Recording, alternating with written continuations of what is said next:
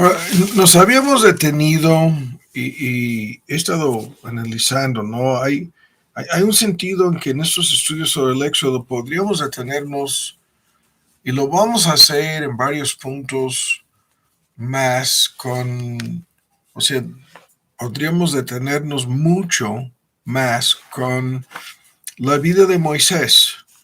Y lo que vimos fue en los dos estudios anteriores, cómo comenzó a levantar objeciones y a poner obstáculos en cuanto a su llamamiento, en cuanto a la comisión que Dios le había dado de volverse a Egipto y enfrentarse con el faraón y sacar al pueblo, ¿no?, de su cautiverio, al pueblo de Israel. Y vimos cómo Moisés puso de por medio eh, en síntesis, ¿no?, el pretexto de que no tengo facilidad de palabras, yo no soy la persona indicada. Y como vimos en medio de todo yo voy a decir, como un tipo de cortina de humo, ¿no? Moisés estaba en realidad descalificándose como un fracasado. Y nos detuvimos para discutir un poquito todo este asunto de por qué Dios permite estos fracasos y cómo en la medida en que reaccionamos correctamente son momentos cruciales en nuestras vidas que nos obligan a examinarnos a nosotros mismos, crecer, madurar y por medio de la fe avanzar.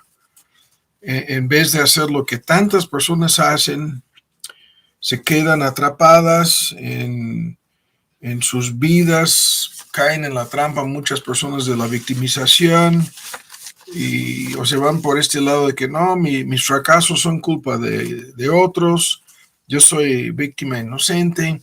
O puede ser que, como en el caso de Moisés, al enfrentarse con su propia culpa, se sientan como inútiles, ¿no? Como incapaces, como incompetentes, como, lo vuelvo a decir, como personas descalificadas para servir a Dios. Ahora, este punto lo vamos a dejar.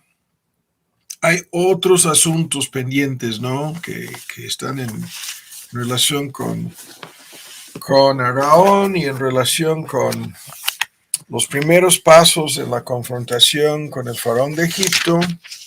En síntesis, lo que nosotros ya sabemos es que van Moisés y Aarón y el faraón de Egipto se burla de ellos, ¿no?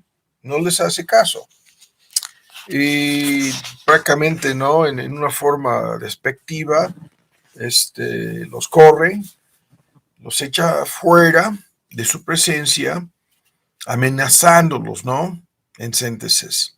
Ahora, en lo que vamos a discutir el día de hoy, quiero avanzar y nuestra meta en estos estudios sobre el Éxodo no es de ver cada cosa, no vamos a ir versículo por versículo, sino por temas, ¿no? Vamos a ir avanzando, si Dios lo permite.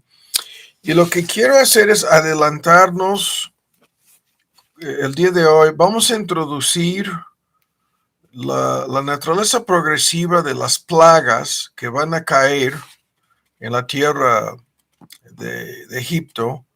Esta increíble historia de las plagas, ¿no? Como vamos a ver, es algo importantísimo en donde hay un paralelismo entre lo que sucedió a los egipcios en su rebeldía y en su idolatría, en su desobediencia a Dios, y lo que sucede en la vida de muchas personas no creyentes, y en realidad en la vida de todos los no creyentes, algo parecido, ¿no?, a esto, las pérdidas les va a llegar. Y vamos a introducir los conceptos, algunos de los más básicos conceptos en relación con esta confrontación. Y si tienen sus Biblias, buscan nuevamente en el Éxodo. Y lo que Dios dio a entender a Moisés de que serían librados a través de estos milagros, ya vimos, ¿no?, las 3 señales la vara que se convirtió en serpiente y el agua que se convirtió en sangre y la mano leprosa de Moisés, ¿no? En donde Dios estaba anticipando todo este gran conflicto y los milagros que serían realizados. Incluso vamos a discutir algunos detalles acerca de estas plagas. Hay un paralelismo con el Apocalipsis y en relación con las plagas en Egipto hay paralelos directos, ¿no? Con cosas que van a suceder en forma cíclica, no tan solo en la historia del mundo, sino en la parte final de la historia de nuestro mundo. Y para avanzar más, vamos a pasar al capítulo 6 de este libro. Y tan solo vamos a leer en el versículo 6, ¿no? Esto es una narración más en un sentido detallado del llamamiento de Moisés. Dice, por lo tanto, dirás a los hijos de Israel, yo soy Jehová, yo sacaré de debajo de las tareas pesadas de Egipto, es su esclavitud en Egipto, yo les voy a sacar, os libraré de su servidumbre, de su esclavitud. Y esto en el simbolismo, ya sabemos, el faraón es el diablo y la esclavitud aquí es a los ídolos, a los pecados. Y os redimiré con brazo extendido. Y esto es un símbolo, ¿no? de la soberanía de Dios, de la omnipotencia de Dios. Y aquí esta fórmula con juicios grandes, ¿no? Serán librados. Y vienen más cosas de aquí, pero lo que nos interesa aquí es este comentario sobre estos juicios grandísimos, ¿no? Que van a suceder. Y lo que nosotros sabemos, sin meternos por el momento en ningún detalle, es que estos juicios son, en síntesis, la misma naturaleza o el ecosistema en Egipto volviéndose en contra de los habitantes de esa tierra.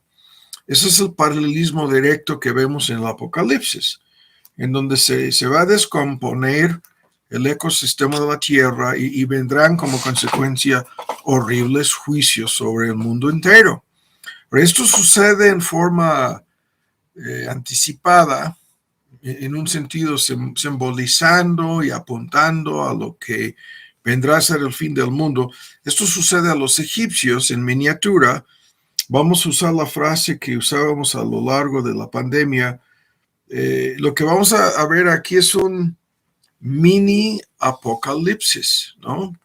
Un mini fin del mundo, para decirlo así, usando la palabra apocalipsis que habla de cosas catastróficas finales en relación con el juicio de Dios sobre el mundo.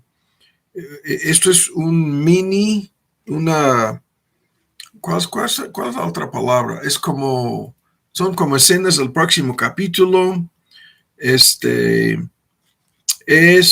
en miniatura, son cosas muy parecidas a lo que pasarán en la última parte de nuestro mundo, sin discutirlo más. Ahora, vamos por partes aquí y el problema que tengo es que si nos detenemos, como esto es el estudio en donde vamos a introducir este tema, no podemos detenernos a leer sobre cada una de estas plagas, porque si lo fuéramos a hacer, se nos acabaría el tiempo, tan solo leyendo, ¿no?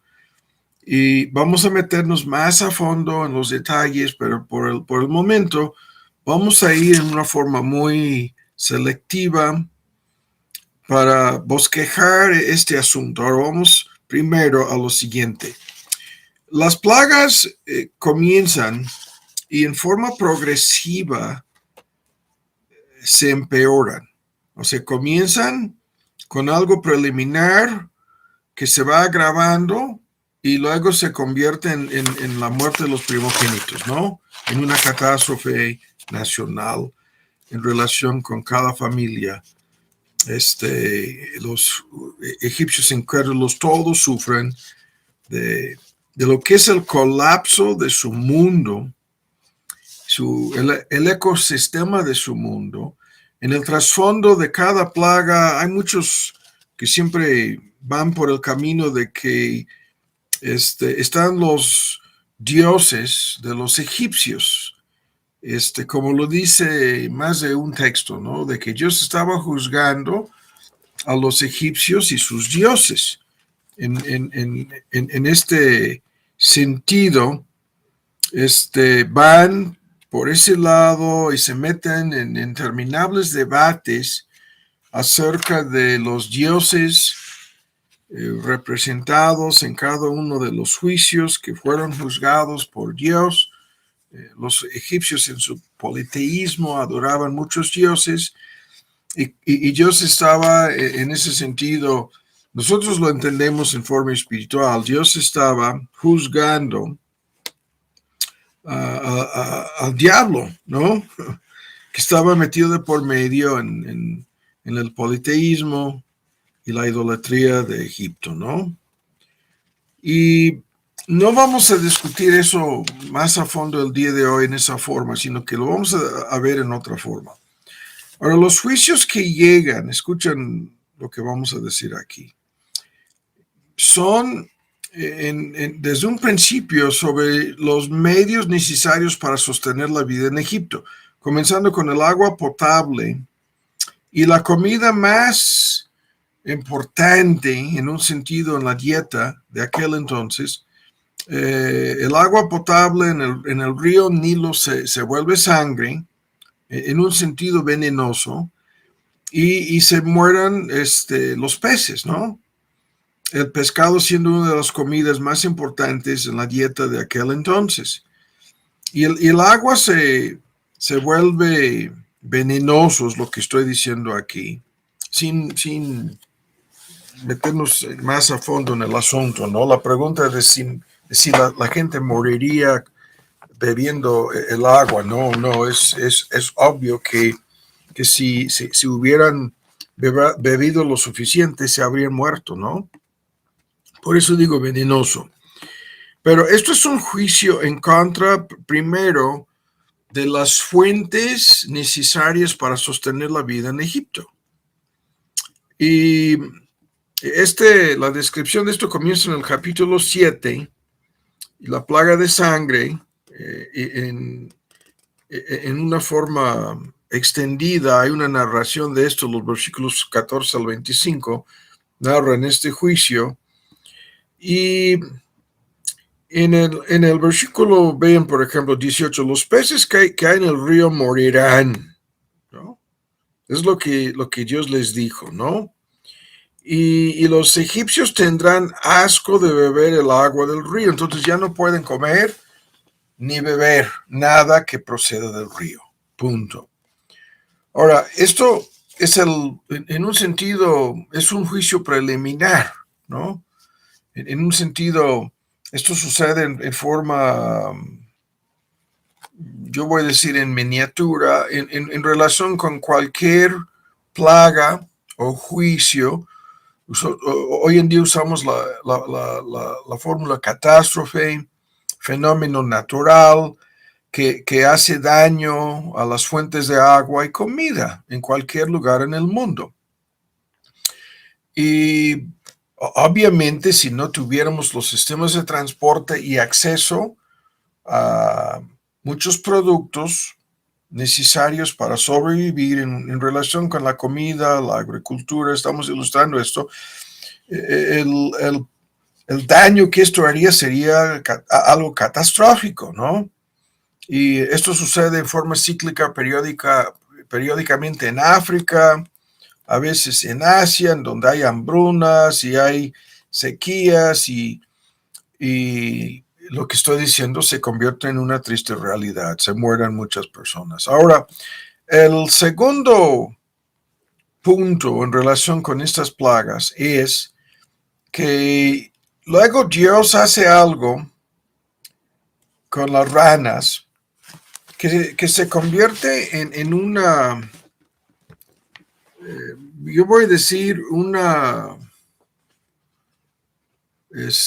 ataque en contra de sus casas, sus viviendas. Y en la plaga de ranas, ¿no? Es algo espantoso. Ve en el versículo 3 del capítulo 8, el río criará ranas. Y ven lo que dice, las cuales subirán y entrarán en tu casa. La descripción aquí es espantosa. Se meten en tu casa y luego en la cámara en donde duermes, ¿no? En tu recámara se metan. Y sobre tu cama, y yo voy a decir, ¿no? Se meten por dentro de las cobijas, ¿no? Y en las casas de tus siervos y en todo el pueblo se metan, ¿no? En las casas y en tus hornos, en la cocina y en todo el lío, ¿no? Las ranas subirán sobre ti, las ranas subirán sobre tu pueblo, sobre tus siervos. O sea, es un ataque físicamente hablando en contra de su vivienda, ¿no? En contra de sus personas, lo vamos a ver más en un momento. Claro que sí, acabamos de leerlo. Pero en realidad aquí estaba, Dios estaba sacudiendo sus viviendas, sus casas, sus hogares. Y en el Apocalipsis, estas ranas en el capítulo 16 son símbolos de demonios, de ángeles caídos. Eso es el trasfondo, ¿no? En mucho de lo que sucede aquí. Ahora, en tercer lugar, estas plagas atacaron después de las fuentes de agua y comida, atacaron sus personas en una forma más directa con la plaga de mosquitos, piojos, ¿no? En la versión antigua, mosquitos en todas las versiones modernas. Y en el capítulo 8, para ver un ejemplo aquí, ven en el versículo 24, dice, Jehová lo hizo así y vino toda clase de moscas molestísimas, ¿no? Esta es la versión actualizada. Moscas molestísimas. Yo creo que todas las moscas son molestísimas, ¿no? Pero estas son de las peores, ¿no? Y dice, sobre la casa de Faraón y sobre la casa de sus siervos y sobre todo el país de Egipto. Y la tierra se corrompió. La tierra fue corrompida a causa de ellas. Ahora, esto nosotros lo entendemos. Se sobreentiende que bueno, yo estoy leyendo de las moscas, estoy adelantándome, ¿no? Porque esto es algo progresivo. Yo brinqué a las moscas, ¿no? En donde acabamos de leer aquí, entendemos que las moscas pueden transmitir todo tipo de enfermedades. Pero el asunto comienza antes con la plaga de mosquitos. Los mosquitos, ¿no? Y los eruditos afirman que estos son los mosquitos que apenas son visibles a simple vista. Son estos mosquitos tan chiquititos, dicen mosquitos picadores, ¿no? Que te van a picar y la descripción es de mosquitos tan numerosos como el polvo de la tierra, dice, ¿no? Y ven en el 18 que estos mosquitos se metieron en sus campamentos y sobre los hombres, sobre sus animales, sobre las bestias. Y en el versículo 17, todo el polvo de la tierra se volvió mosquitos en todo el país de Egipto. Eso es algo espantoso. Nosotros nos inquietamos por uno, dos o tres mosquitos, ¿no? Que se meten en la casa y ahí estamos tratando de dormirnos y ahora el punto es tanto los mosquitos como las moscas. Algunos dicen que hay un tipo de mosca que se llama mosca de perro que estaba sacando, chupando y sacando la sangre, ¿no? De su piel, ¿no? Esto, hay muchas especulaciones, todo tipo de moscas. Y en el contexto simbólico, en la tipología, el diablo se llama el señor de las moscas, ¿no? Incluso el nombre Beelzebub significa el señor de las moscas. Y están siendo ahora atacados por mosquitos y por moscas molestísimas, ¿no? Molestísimas, dice el texto. Esto es algo horrible. En un momento dado nos da risa, pero sabemos que cuando algo como esto nos está pasando, no estamos riéndonos, ¿no? Es algo en donde lo sentimos como que algo está atacando mi persona y mi cuerpo. Luego viene la plaga en el capítulo 9 de úlceras sobre los hombres, ¿no? Y sobre los animales. Dice que en sus cuerpos de los hombres y mujeres y en todos sus animales, en todas sus bestias. Y estas úlceras, ¿no? Es increíble los debates acerca de todo esto, pero en el Apocalipsis sucede algo parecido. Úlceras salen en el cuerpo de los hombres que tenían la marca de la bestia. En el Apocalipsis 16 leemos de esto, ¿no? Es el paralelismo, en donde es algo, como vamos a ver más adelante, es algo en donde ahora hay enfermedades en su cuerpo, ¿no? Se están enfermando y estas úlceras, ¿no? Aparecen en su piel.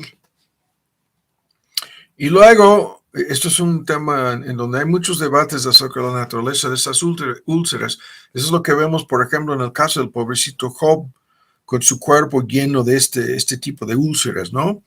Ahora, luego viene un ataque directo en contra de sus posesiones. Y cae en el capítulo 9 la plaga de granizo, ¿no? Granizo. Y esto se vuelve algo espantoso.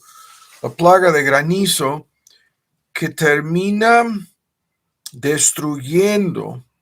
Es una tormenta violenta, eléctrica, con descargas, con bolas de fuego, con relámpago, todo es un paquete espantoso que se describe en el capítulo 9 y la plaga de granizo destruye, mata a animales, mata a los seres humanos y destruye una gran parte de la vegetación, la cosecha, etcétera, ¿no? Y es algo espantoso. Lo mismo sucede en el Apocalipsis, en donde cae granizo en una de las plagas, ¿no? Del Apocalipsis, en uno de los juicios. Y luego lo mismo, estoy tratando de adelantarme, estamos introduciendo aquí la naturaleza progresiva de estos juicios. Y luego viene el granizo es un símbolo de la ira de Dios en ambos testamentos, pero luego viene la plaga de langostas. Estas langostas que son de igual manera en ambos testamentos símbolos del juicio de Dios. En el Apocalipsis 9 hay una plaga de langostas que son demonios que terminan atormentando la humanidad en el Apocalipsis 9. Y aquí en el capítulo 10 la plaga de langostas es algo espantoso. Las descripciones son peores que cualquier película de terror de Hollywood, ¿no? Es algo increíble. Y las langostas, toda la comida, toda la vegetación, todo lo que no fue destruido por el granizo, queda destruido por langostas, ¿no? Sin decir más por el momento. Luego viene una plaga al final, antes de llegar a la muerte de los primogénitos, la 10ª plaga, ¿no? Viene la plaga de tinieblas,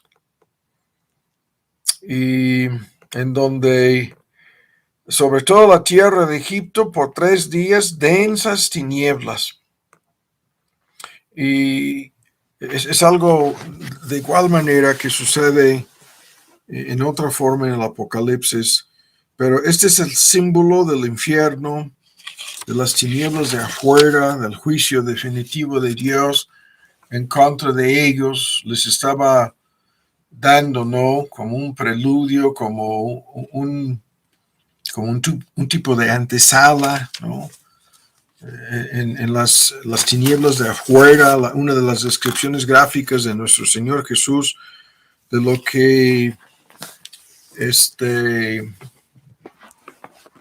lo que van a sufrir todos los que van al infierno. Y de inmediato podemos ver en esta mini introducción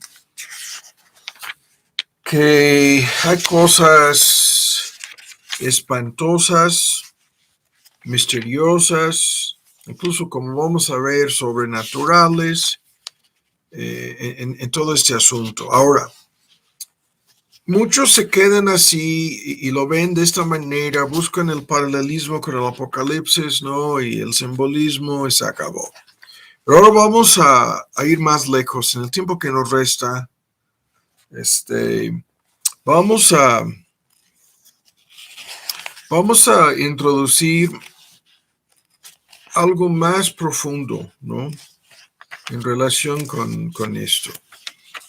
Ahora, nosotros ya sabemos que Dios estaba atacando al diablo y sus ángeles. En todo este asunto, el diablo está metido de por medio. La idolatría de los egipcios no es la adoración de demonios. Esto es lo que 1 Corintios 10 dice.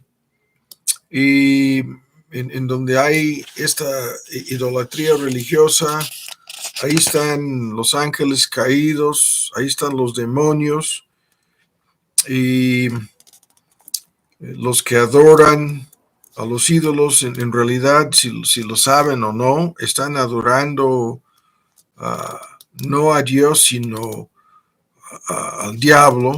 Eso es lo que el texto dice en 1 Corintios 10:20.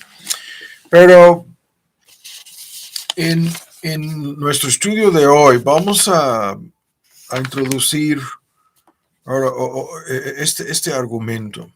Más allá de todo lo anterior, más allá del conflicto cósmico, más allá de la catástrofe ecológica, más allá de lo que pasaba físicamente a los cuerpos de los egipcios, ¿no?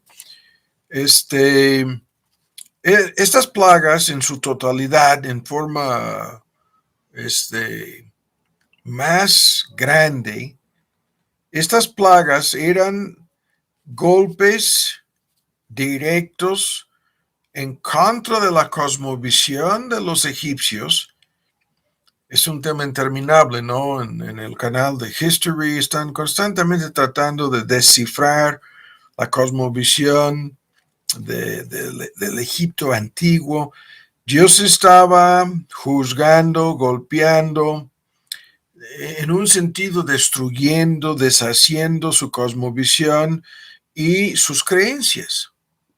Su sistema de idolatría, los dioses de los egipcios, todo lo que formaba la base, la fundación de su cultura, de su nación, de su sociedad, de su identidad, Dios lo estaba destruyendo, en síntesis, ¿no? Y en ese sentido, las plagas eran ataques directos en contra del faraón. Eso es un tema que vamos a discutir en distintas formas. Es el gran debate, ¿no? Sobre el endurecimiento del faraón de Egipto.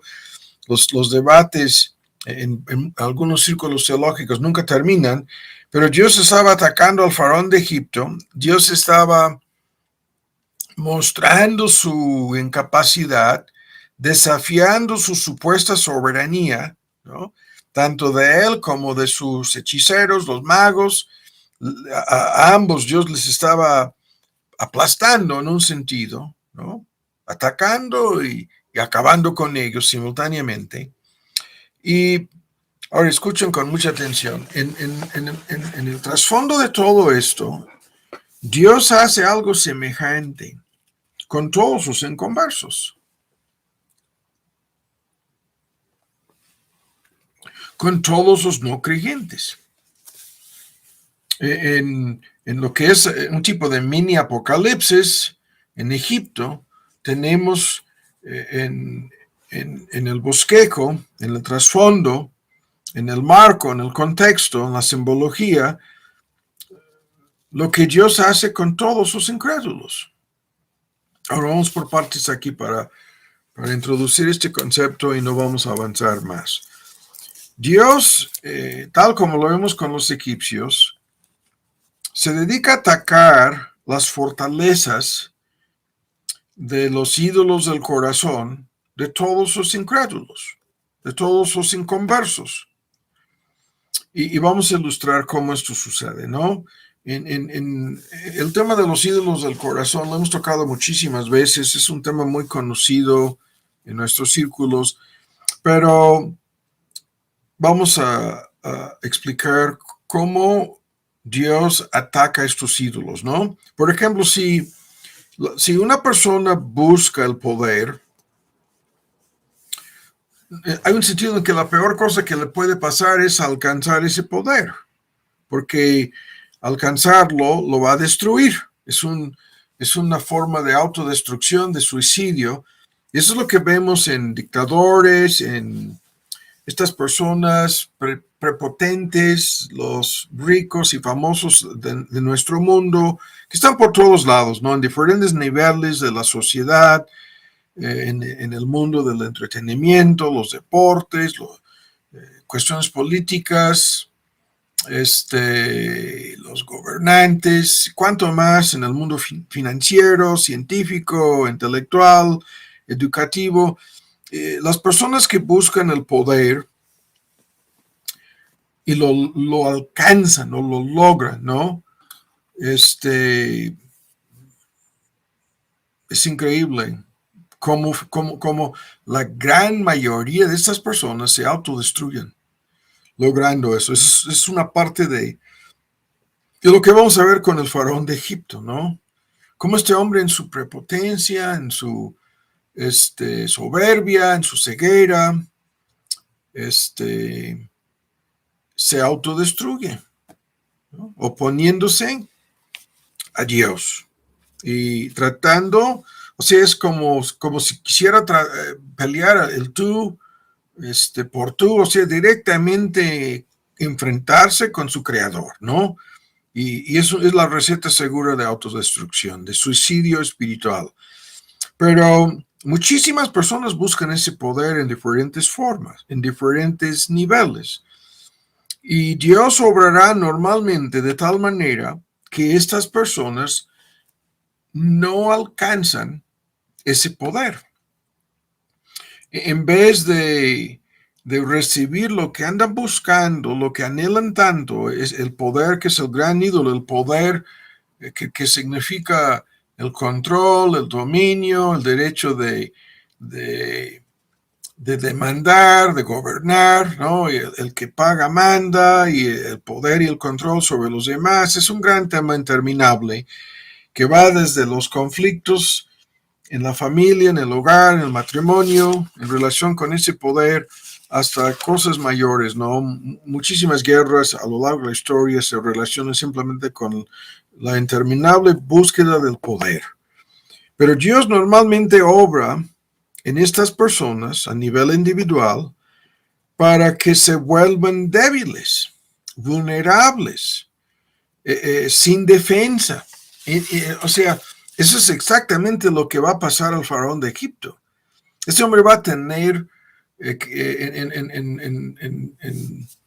la historia lo vamos a ver, va a tener que humillarse repetidas veces, tan solo para librarse de la debilidad, las consecuencias, todo lo que no puede hacer para librarse, y se queda sin defensa, se queda vulnerable, expuesto al juicio de Dios, y en forma sistemática, es increíble la historia. Tiene que humillarse, pero esta humillación nosotros sabemos que es algo pasajero, momentáneo y nada más. Para librarse del problema por el momento y nada más. Y eso es lo que vemos en estas personas. Son humilladas por Dios en forma, muchas veces es increíble ver en el retrovisor la historia de muchas de esas personas, porque se ve como en forma cíclica estaban siendo humilladas por Dios, ¿no? Obligadas, en un momento dado de obligarse, pero fingiendo obediencia, ¿no? Es increíble. Ahora, los que buscan el placer, está el mismo tema, Dios normalmente obra de tal forma que sus fuentes de placer se echan a perder, se pierdan, ¿no? Y esto es un tema espantoso en relación con todos los vicios, con todas las adicciones, de cómo en vez de cada vez más placer, es lo contrario lo que sacan las personas viciadas. O sea, son los rendimientos cada vez devaluados, debilitados, se van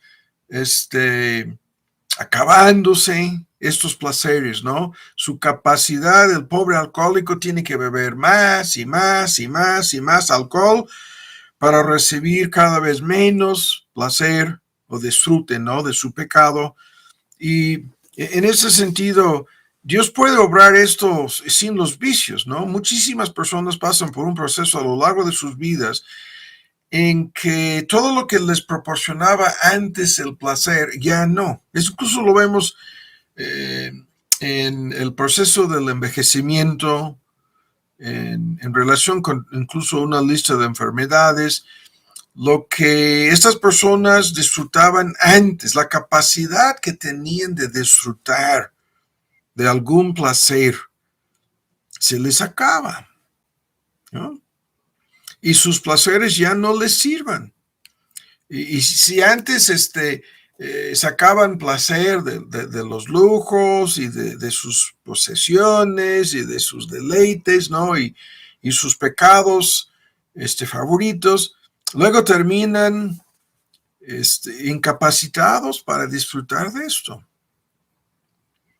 Y esto es algo espantoso, ¿no? La gente, esto se ve en la gente que busca y ama el dinero, las cosas materiales, ¿no? En eso confían, en eso buscan su razón de ser. Y es increíble cuántas de estas personas, es la mayoría, ven lo que estamos diciendo aquí, es cuestión de tiempo y van a sufrir de un colapso económico, van a perder sus ingresos, van a perder sus ahorros, van a perder sus posesiones. Ese es el tema de las pérdidas, ¿no? Van a perder, puede ser simplemente que pierden su trabajo, la posición, el puesto que ocupaban por un tiempo, y se les va a acabar la fuente de placer en sus vidas. Punto. ¿No? Ahora, así estamos ilustrando este asunto. Ahora, el próximo punto. En relación con muchas de estas personas, Dios está atacando lo que no son tan simplemente los ídolos de su corazón, sino todo lo que es su mundo o su cosmovisión, como ya lo comentábamos con los egipcios. La cosmovisión, su forma de ver y entender al mundo, se colapsó en el Éxodo, ¿no? En todo lo que Dios hizo para humillar a los egipcios. En teoría, para conducirlos a los egipcios, conducir a cada uno de ellos al arrepentimiento. Dios destruyó su mundo y sin embargo, no se arrepintieron, como vamos a ver aquí. Pero el texto clásico que siempre citamos en relación con este punto es el texto en 2 de Corintios que dice que las armas de nuestra milicia no son carnales, sino poderosas en Dios para destrucción de fortalezas.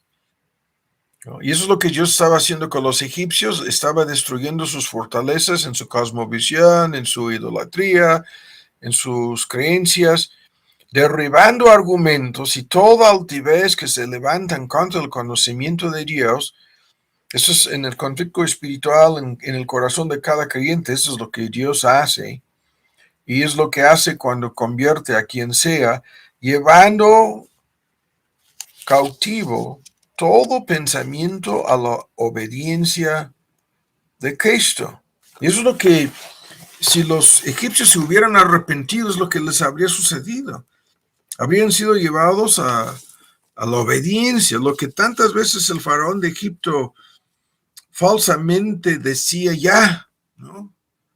Ya basta, ya, ahora sí, ahora me arrepiento, ¿no? Ahora voy a obedecer, ahora voy a dejar que este pueblo se vaya, ¿no? Voy a otorgarle su libertad, voy a obedecer a la voz de este Moisés, de este su profeta Aarón, y en el contexto, voy a obedecer a Dios, y nunca lo hizo. En realidad no lo hizo. Y en el contexto de esta historia, ahora con esto vamos a concluir, estoy viendo el reloj,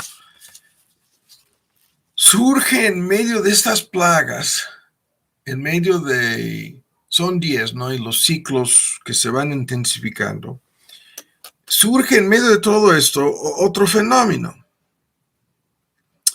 Y esto es el fenómeno que se llama la imitación y la falsificación.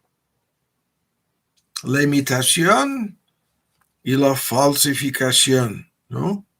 ¿Qué es esto?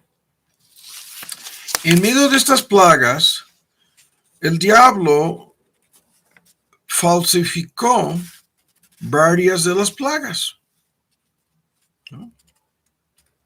Falsificó el agua convertido en sangre. En el capítulo 7 lo vemos, ¿no?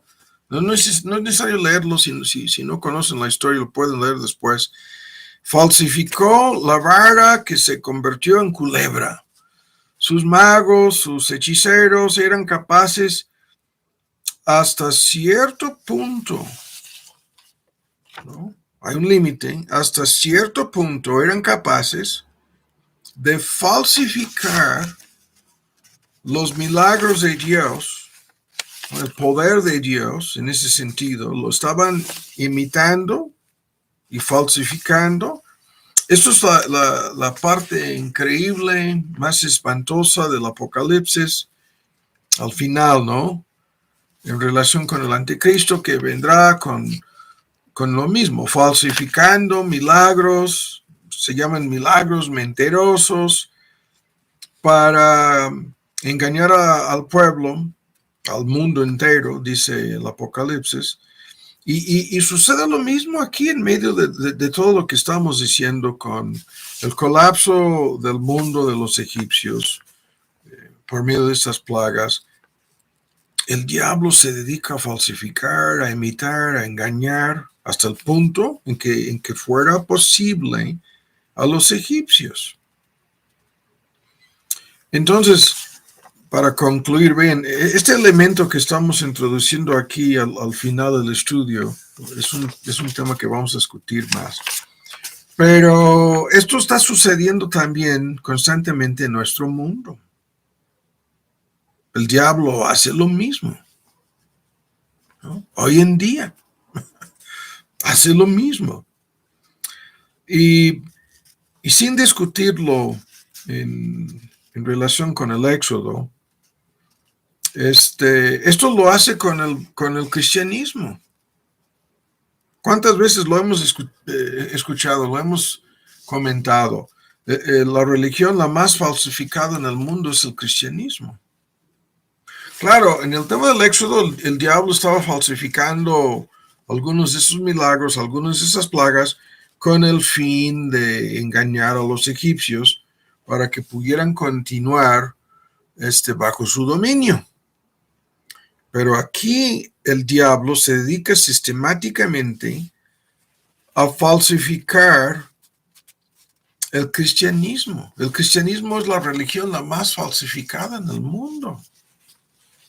No, tú vas a cualquier otra religión a analizar su historia, su desenlace, su desarrollo, y no vas a encontrar, vas a ver, por ejemplo, con el Islam, que están divididos entre dos sectas grandes y otras más pequeñas, pero la división es básica entre dos.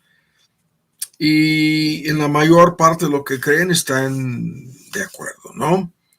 Pero tú miras al cristianismo y hay sectas por todos lados. Estas sectas comenzaron en el libro de los Hechos y continuaron hasta a lo largo de la época apostólica y hasta el día de hoy, ¿no? La proliferación de falsificaciones del cristianismo es increíble.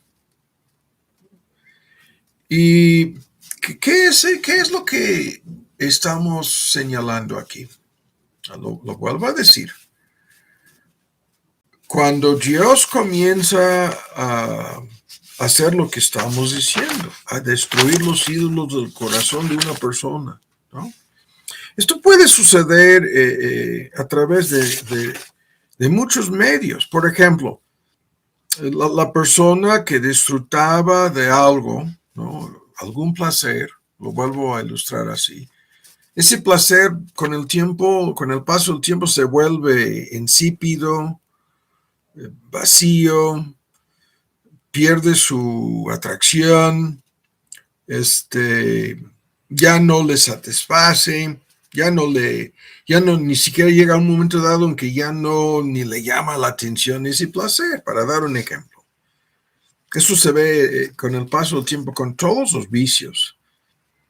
Y esto es un proceso lento en algunos casos, como lo hemos visto, y en otros es algo, hay un colapso en su vida y pierde, puede ser por falta de dinero, recursos, salud, oportunidad, pierde la capacidad y la oportunidad que tenía antes o que tuvo antes de disfrutar de estos placeres, ¿no? Y si me preguntas un ejemplo, fumar, ¿no? Un placer que se convierte en un vicio, el cigarro. En el momento en que termina con el diagnóstico de cáncer en los pulmones, se le acabó el placer de fumar, ¿no? Ya no, se le acabó. Ahora, en ese sentido, en esto, lo que estamos ilustrando aquí, Dios atacando al mundo de la persona incrédula, a la persona no creyente, Dios está haciendo esto en forma sistemática. Esto explica muchas cosas que suceden en el mundo. No simplemente gracia común, bendiciones no merecidas, el favor inmerecido de Dios, colmándole, como en Romanos 2, a muchas de estas personas de bondades y de favores y de misericordias temporales.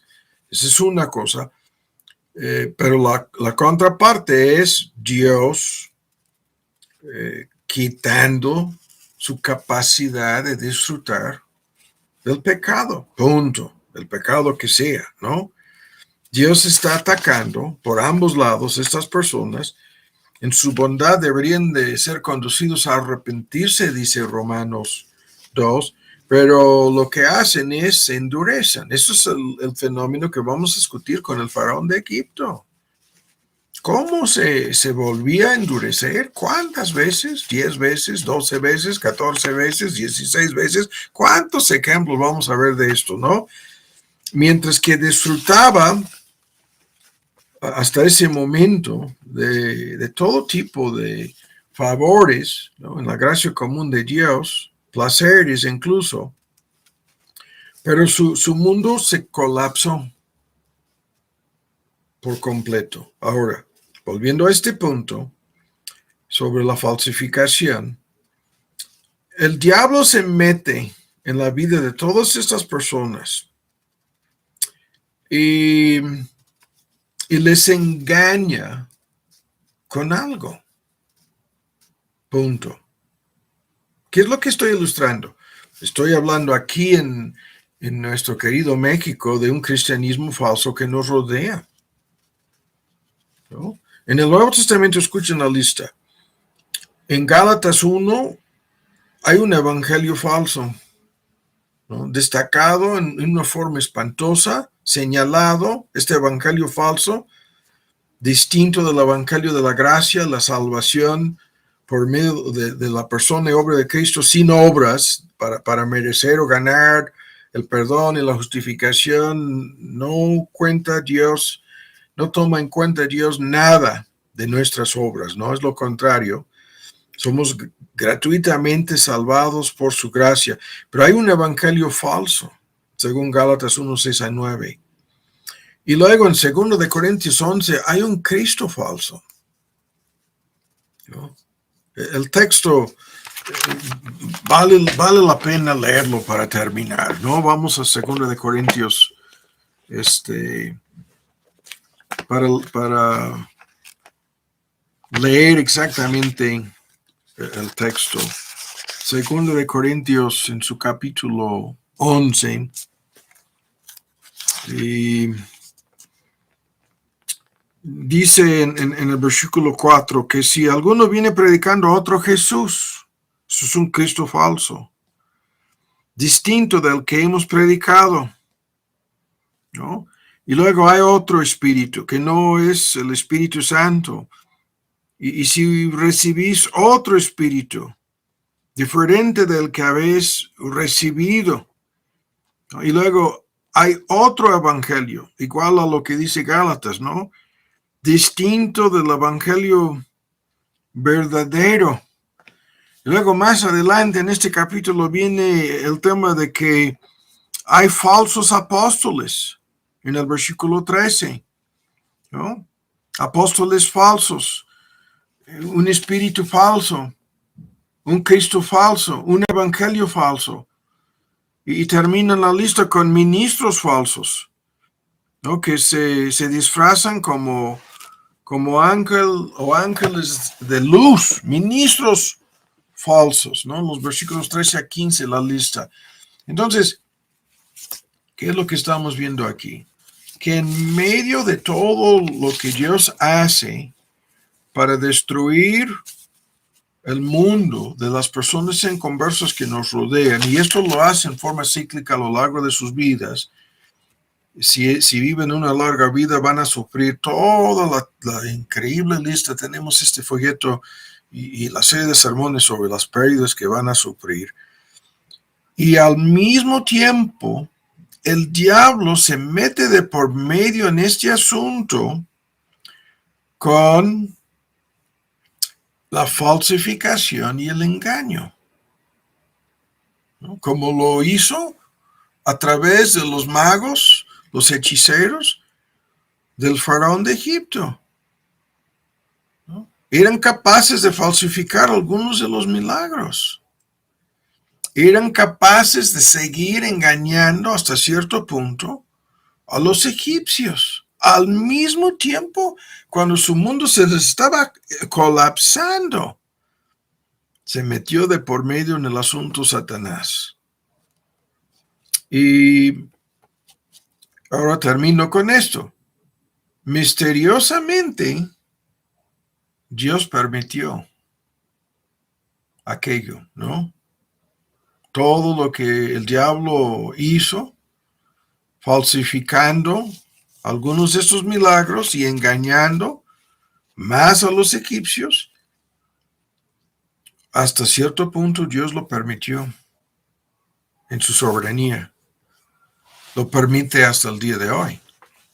Vemos una persona gravemente enferma y si no podemos entender cómo cree que la Virgencita, que el santo fulano, ¿no?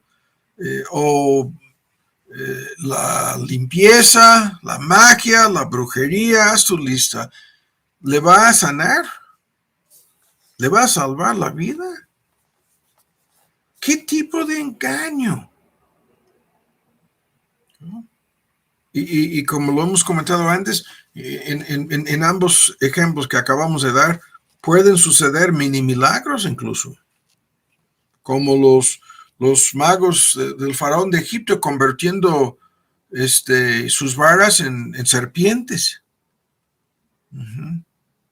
O convirtiendo el agua en sangre, imitando, falsificando la obra de Dios en las plagas, en los juicios, para engañar a los egipcios.